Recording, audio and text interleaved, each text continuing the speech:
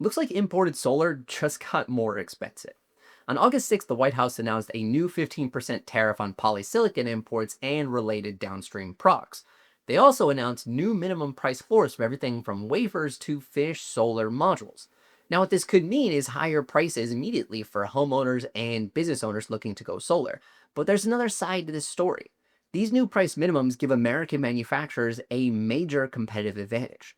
So what actually changed? What could the increase in prices be? And what should homeowners and installers do? Well, let's break it down. These new policies use Section 232 to implement new tariffs on polysilicon imports and other associated downstream products. Polysilicon is largely used in solar for both solar manufacturing, but also in a larger tech environment for a lot of different technology. The White House cited threats to national security based on heavy reliance on imported polysilicon. And there are actually two major things happening at the exact same time. The first is a 15% tariff on all major polysilicon imports. The second, and arguably more important, is establishing new minimum import prices for a number of pieces of the solar supply chain. Some of these minimum prices include $21 per kilogram for polysilicon, $100 per kilogram for ingots and wafers, a minimum price of 22 cents a watt for imported cells, and a minimum price of 38 cents per watt for imported modules. So imported solar equipment isn't just getting taxed here. There's now effectively a floor underneath how cheaply some of this equipment can come into the United States. And that's a pretty big change for how solar's operated up until now. So the goal here is actually pretty straightforward, and it's to make American manufacturing more competitive. For years, a huge portion of the solar supply chain relied on overseas manufacturing, and that created a simple economic problem.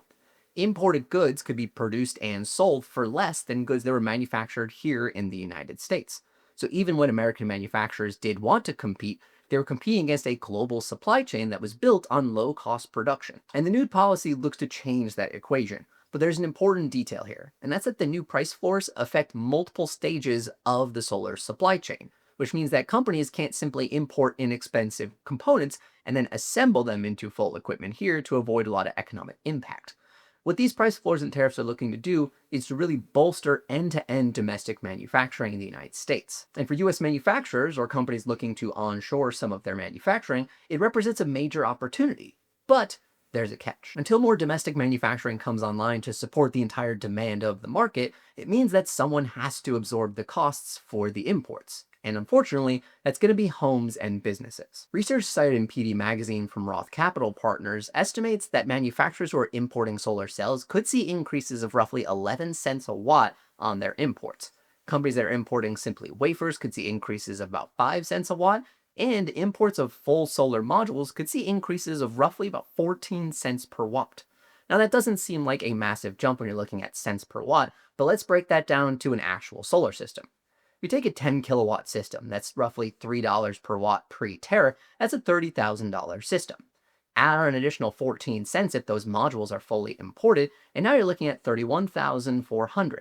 It's not a massive jump in pricing immediately, that scales up for commercial systems significantly, and at the end of the day, it's prices that are absorbed by homes and businesses that are looking to save on already ballooning electric costs. So what really can be done to avoid these new tariffs? Well, if you're a solar installer, the number one thing you can do is have equipment already in your warehouse.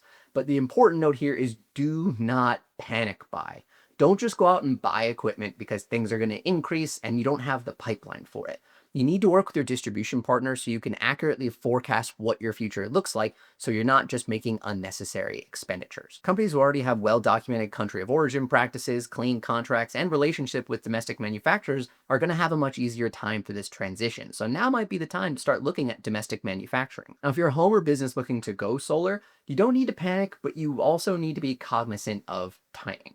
Look, the best way to avoid new prices is to go solar sooner rather than later. If you wait too long, you're going to run into companies who are now buying new equipment that is subject to price floors or tariffs.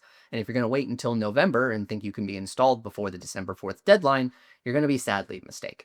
The end of the year always creates massive installation pipelines for installers, so the sooner you can move forward the solar contract and get the program underway, the better it is going to be for you. But it's also important to know that you need to look beyond just price. Too much of solar has focused way too much on the race to the bottom instead of the real value behind it. Equipment that you're working with, installer reputation, long-term service and warranty obligations, these are important things to consider and go into the entire investment and lifetime of your solar. If you're looking to go solar, what you should do is go to our website linked in the video description where you can find a Solar Insure certified provider near you. That certified provider can give you a system that is protected by a Solar Insure warranty that covers you on parts and labor, as well as installer and manufacturer default. Check out the video description for a link to find an installer near you. So are these new tariffs good or bad for solar? Honestly, it's a little bit of both. There are pros and cons to anything, and no matter which way you look at it.